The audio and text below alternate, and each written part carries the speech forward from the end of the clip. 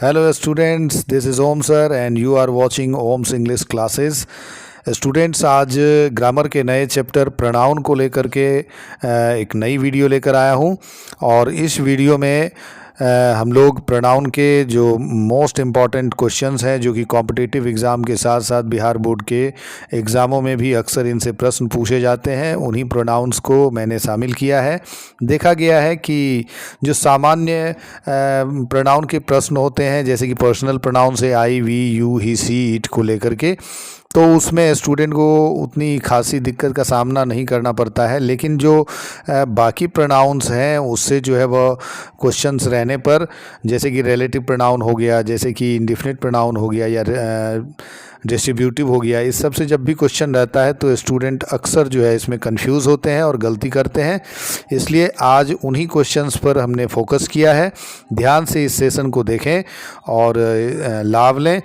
Video को शुरू करने से पहले आप लोगों से बस यही आग्रह करना चाहूँगा कि वीडियो को लाइक और शेयर करना ना भूलें।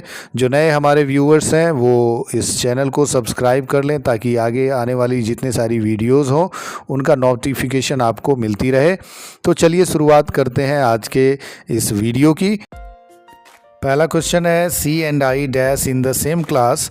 सी एंड आई दो प्रोनाउन हैं और जब दो या दो से अधिक प्रोनाउन को एक साथ जोड़ा जाता है तो ये सब्जेक्ट जो है वह प्लूरल माना जाता है।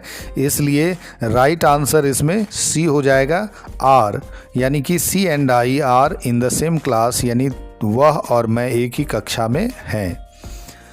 Next question is second question, you, he and I dash friendly people. यहाँ अगेन जो है वो देख सकते हैं कि यू, ही एंड आई तीन अलग अलग प्रोनाउन को जोड़ा गया है और ये भी प्लूरल वर्ब लेगा और साथ ही इसमें सीक्वेंस भी ध्यान रखेंगे। 231 का फॉर्मूला होता है, पहले सेकेंड पर्सन, फिर थर्ड पर्सन और फिर फर्स्ट पर्सन। इसलिए you, he and I are हो जाएगा फ्रेंडली पीपल, यानी तुम, वह और मैं दोस्ताने या मिलनसार लोग हैं। Next question is I, you and he dash helping Mankind. Again यहाँ पर तीन अलग अलग प्रोनाउन आई, यू और ही को जोड़ा गया है, लेकिन इसमें जो सीक्वेंस है, क्रम है, वो 123 का है, यानी 1, 2 और 3। ये भी सही क्रम होता है, लेकिन जब वाक्य में बहुत ही ज़्यादा पुण्य या फिर जघन्य अपराध का बोध हो तब 123 का फॉर्मूला लगता है, अतः फिर से इसमें आर जो है वो राइट आंसर होगा। Next question is we, you and they dash Indians. फिर से वही क्वेश्चन देखिए, तीन अलग अलग प्रोनाउन वी, यू और दे को जोड़ा गया है और ये प्लूरल वर्ब ये भी लेगा, लेकिन इसमें भी आप ध्यान से अगर देखें तो 1, 2 और 3 यानी 123 का फॉर्मूला है। जब सारे प्लूरल प्रोनाउन हो तो तब भी 123 का फॉर्मूला होता है, यानी हम लोग, तुम लोग और वे लोग भारतीय हैं। Next question is either of the roads dash narrow. Either जो है वह एक डिस्ट्रीब्यूटिव प्रोनाउन है जिसका अर्थ होता है दो में से कोई एक, यानी कि दो में से कोई एक सड़क सकरी है, तो इसलिए इसमें सिंगुलर वर्ब का प्रयोग होगा क्योंकि ईदर, नीदर और ईच ये तीनों ही सिंगुलर वर्ब लेते हैं, इसलिए इज राइट आंसर होगा, ए इसका सही ऑप्शन है। Next question is sixth question and it is each of my 10 fingers dash trimmed nails. यहाँ पर बात पोजीशन की हो रही है कि मेरे प्रत्येक 10 उंगलियों में कटे हुए नाखून हैं, यानी मेरे प्रत्येक उंगलियों के नाखून जो है वह 10 उंगलियों के नाखून कटे हुए हैं। ईच सिंगुलर होता है, ये भी डिस्ट्रीब्यूटिव है, हैज जो है वह इसका राइट आंसर हो जाएगा, बी नंबर। अगला क्वेश्चन है neither of the girls dash a minor. Minor कहते हैं नाबालिग को और नीदर जो है वह वही डिस्ट्रीब्यूटिव प्रोनाउन है, ईदर, नीदर और ईच, और इस वजह से आगे में आप देख रहे हैं कि ऑफ के बाद गर्ल्स जो है प्लूरल है, लेकिन फिर भी इसमें नीदर के अकॉर्डिंग सिंगुलर वर्ब इज का प्रयोग होगा। Neither of the girls is a minor, यानी दोनों में से कोई भी लड़कियां माइनर नहीं है। Those who dash honest are praised by all. यहाँ ये क्वेश्चन जो है वह रिलेटिव प्रोनाउन से भी संबंधित है और साथ ही साथ डेमोन्स्ट्रेटिव से भी दोज का प्रयोग यहाँ पर हुआ है और दोज एक प्लूरल नाउन है, अर्थात इसमें आर का प्रयोग हो जाएगा। Those who are honest are praised by all, यानी वे जो ईमानदार होते हैं सबके द्वारा प्रशंसित होते हैं।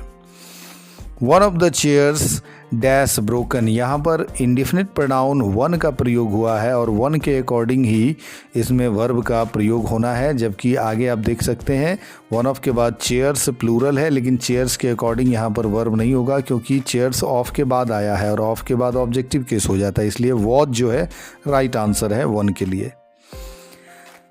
Sachin is one of the cricketers who dash scored a double century.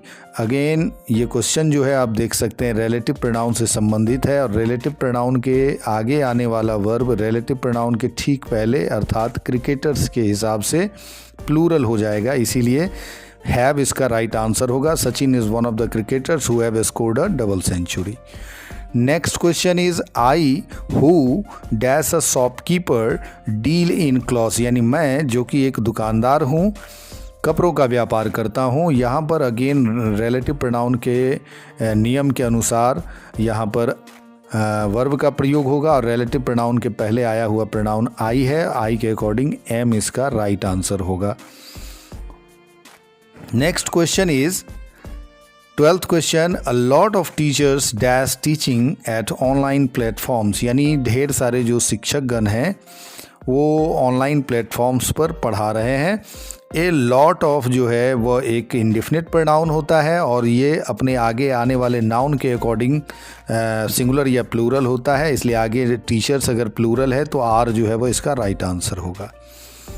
Lots of milk, 13 question में देखिए lots of milk dash turn sour, यानी कि ढेर सारे दूध जो है वह फट गए हैं। टर्न सावर का प्रयोग दूध के फटने के सेंस में किया जाता है, तो लॉट्स भी यहाँ पर अपने अकॉर्डिंग नहीं बल्कि मिल्क के अकॉर्डिंग वर्ब लेगा और मिल्क सिंगुलर है, इसलिए हैज राइट आंसर हो जाएगा।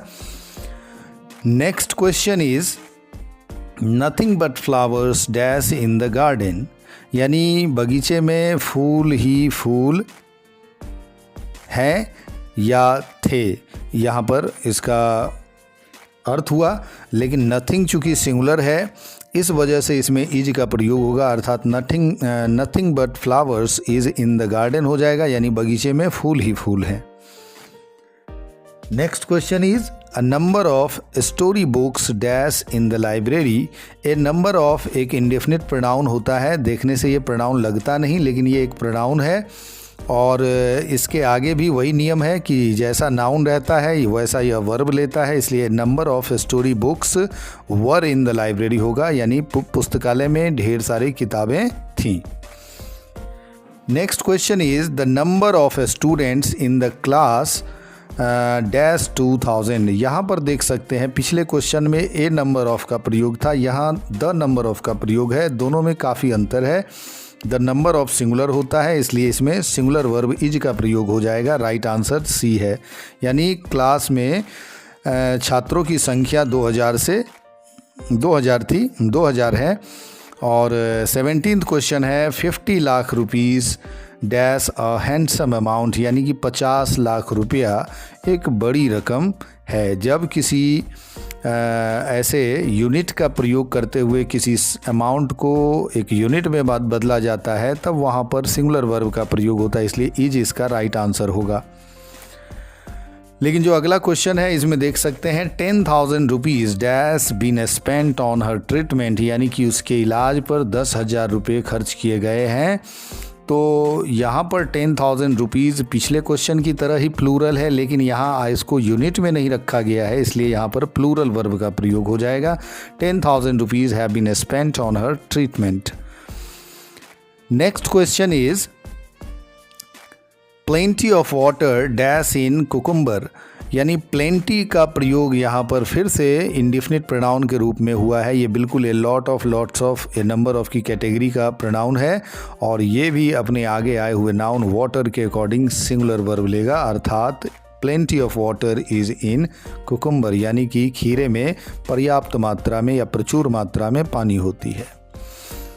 Everyone dash right to education, यहाँ एवरीवन एक इंडेफिनिट प्रोनाउन है जिसका प्रयोग हम जानते हैं कि इंसानों के लिए होता है और ये सिंगुलर होता है, इसलिए everyone dash right to education में हैज़ का प्रयोग होगा जो कि एक सिंगुलर वर्ब है। Everyone has right to education, यानी हर किसी को शिक्षा का अधिकार है। Next question is 21st question, everyone should follow traffic rules, यानी यहाँ भी एवरीवन जो है वो एक इंडेफिनिट प्रोनाउन ही है जो कि सिंगुलर होता है, किंतु जब इसका क्वेश्चन टैग में प्रयोग हो तब इसे दे माना जाता है, वैसे इसे ही या सी माना जाता है। इसलिए राइट आंसर शुडंट दे हो जाएगा कि हर किसी को ट्रैफिक रूल का पालन करना चाहिए। Next question is 22 question 22nd, he is as tall as dash. यहाँ पर पॉजिटिव डिग्री का प्रयोग हुआ है एज टॉल एज के रूप में, यानी उतना ही लंबा जितना कि। तो जब पॉजिटिव या कंपैरेटिव डिग्री का प्रयोग होता है तो समान केस में तुलना होती है, यहाँ तुलना ही से है, इसलिए यहाँ पर नॉमिनेटिव केस आई का प्रयोग हो जाएगा। सी राइट आंसर है। Next question is 23rd question, she is more tolerant than dash. Again इस पर आप देख सकते हैं ये क्वेश्चन जो है वो कंपैरेटिव डिग्री से है और यहाँ कंपैरिजन सी के साथ है और सी है एक नॉमिनेटिव केस, इसलिए मोर टॉलरेंट के देन के बाद भी एक नॉमिनेटिव केस के प्रोनाउन का प्रयोग होगा और ही नॉमिनेटिव केस है, इसलिए राइट आंसर ही होगा। She is more tolerant than he. Next question is Mister Manoj Gupta is senior to dash. यहाँ पर सीनियर जो है वो एक लैटिन भाषा का एडजेक्टिव है जो कि कंपैरिजन के लिए यूज़ किया जाता है और इसके बाद सीनियर, जूनियर, सुपीरियर जैसे और भी एडजेक्टिव हैं जिनके बाद हमेशा ऑब्जेक्टिव केस का प्रयोग होता है, इसलिए राइट आंसर डी यानी कि मी हो जाएगा। Mister Manoj Gupta is senior to me. Next question is 25th question, cheating dash is not a child's play.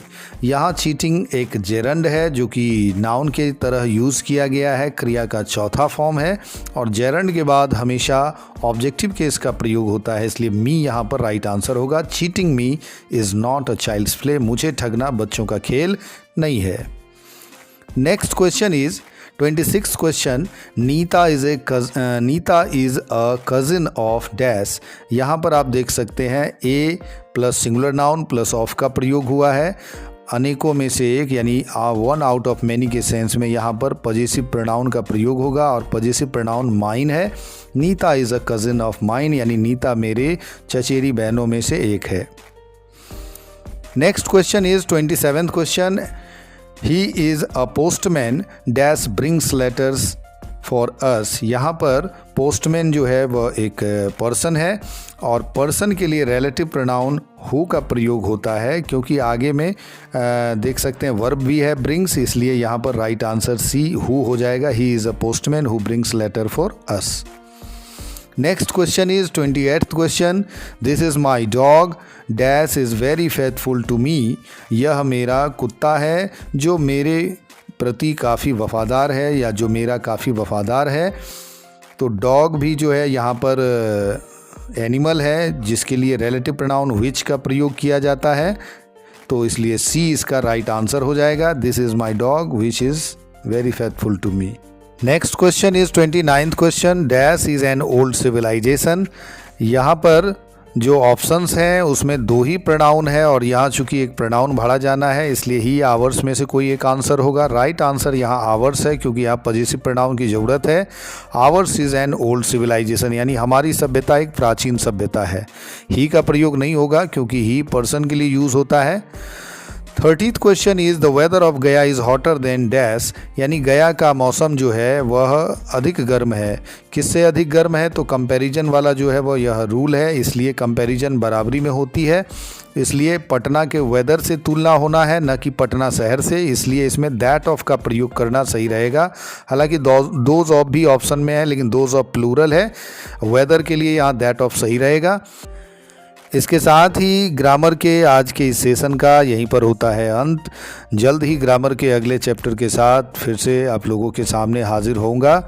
तब तक के लिए आप लोगों से विदा लेना चाहूँगा और जाते जाते आपसे फिर से एक आग्रह करना चाहूँगा कि आप इस चैनल को सब्सक्राइब करें, वीडियो को लाइक और शेयर करते रहें।